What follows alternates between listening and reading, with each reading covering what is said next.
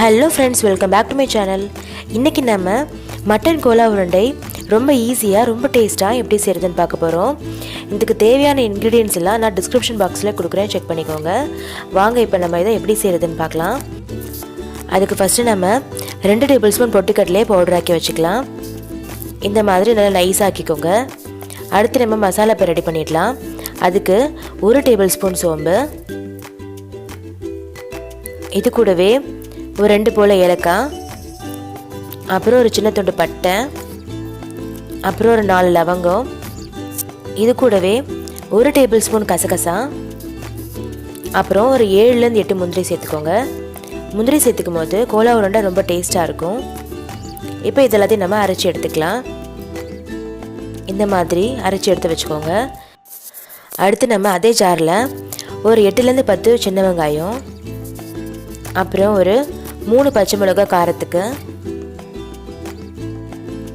இது கூடவே ஒரு சின்ன துண்டு இஞ்சி, அப்புறம் ஒரு 5லேருந்து 6 பூண்டு சேர்த்துக்கோங்க. இது எல்லாத்தையும் நல்லா அரைச்சி எடுத்துக்கோங்க. இந்த மாதிரி நைஸாக அரைச்சி எடுத்துக்கோங்க. இப்போ நம்ம கோலா உருண்டை செய்ய ஆரம்பிச்சிடலாம். அதுக்கு ஒரு பேனில் கொஞ்சமாக எண்ணெய் ஊற்றிக்கோங்க. இதுக்கு ஒரு 2 டேபிள் ஸ்பூன் கிட்ட சேர்த்துக்கோங்க. சேர்த்துட்டு இன்றைக்கி நான் 4 கிலோ கொத்துக்கறி எடுத்திருக்கேன். 4 கிலோ கொத்துக்கறியில் 15லேருந்து 20 உருண்டை வரும்.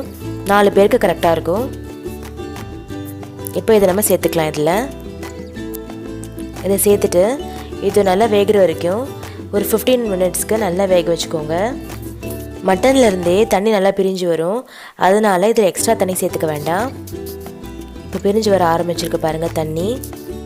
இப்போ இதில் நம்ம மசாலாலாம் சேர்த்துடலாம். 1 டீஸ்பூன் மஞ்சத்தூள், அப்புறம் 1 டேபிள் ஸ்பூன் சில்லி பவுடர், அப்புறம் இதில் கொஞ்சம் தேவைக்கேற்ப உப்பு சேர்த்துக்கோங்க. இது கூடவே 1 டேபிள் ஸ்பூன் இஞ்சி பூண்டு பேஸ்ட் சேர்த்துக்கோங்க. இப்போ இதை நல்லா மிக்ஸ் பண்ணிக்கோங்க. மிக்ஸ் பண்ணிவிட்டு தண்ணி நல்லா பிரிஞ்சு வந்து நல்லா வேகிற வரைக்கும் நல்லா ஒரு 15 மினிட்ஸுக்கு வறுத்து எடுத்துக்கோங்க. எவ்வளோ தண்ணி பிரிஞ்சு வந்திருக்கு பாருங்கள். இது எல்லாமே இப்போ வத்தட்டும், அது வரைக்கும் வெயிட் பண்ணுங்கள். இந்த மாதிரி எல்லா தண்ணியும் நல்லா சுண்டின பிறகு மட்டன் நல்லா வெந்திருக்கும்.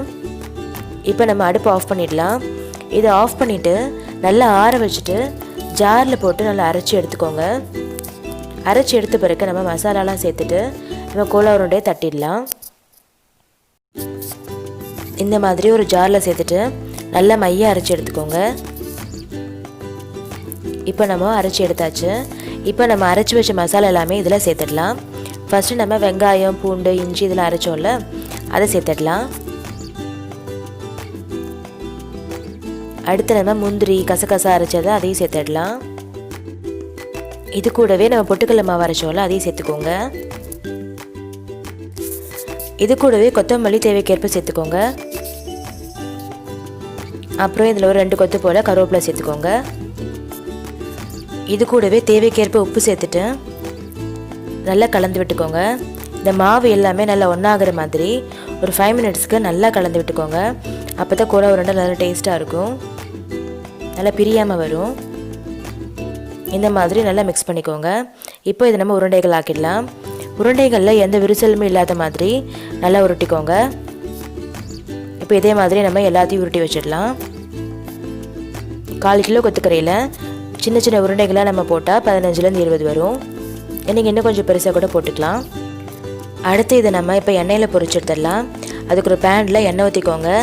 எண்ணெய் நல்லா சூடான பிறகு தேவையான அளவுக்கு கோலா உருண்டை போட்டு பொரிச்சு எடுத்துக்கோங்க. நிறைய சேர்த்துடாதீங்க, கொஞ்சம் கேப் இருக்கிற மாதிரி சேர்த்துக்கோங்க. அப்போ தான் நல்லா வேகும் எல்லா பக்கமும்.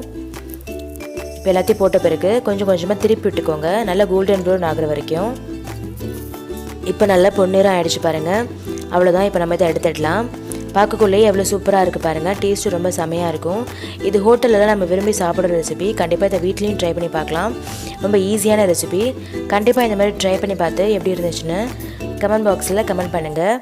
இந்த மாதிரி எல்லா கோலா உருண்டையும் பொரிச்சு எடுத்துருங்க. வீட்டில் ரிலேட்டிவ்ஸ்க்கு நான்வெஜ் விருந்தெல்லாம் வைக்கணும்னா இல்லை தீபாவளிக்கு செய்யணும்னா கண்டிப்பாக இது ஒரு ரெசிபியாக நம்ம ஆட் பண்ணிக்கலாம்.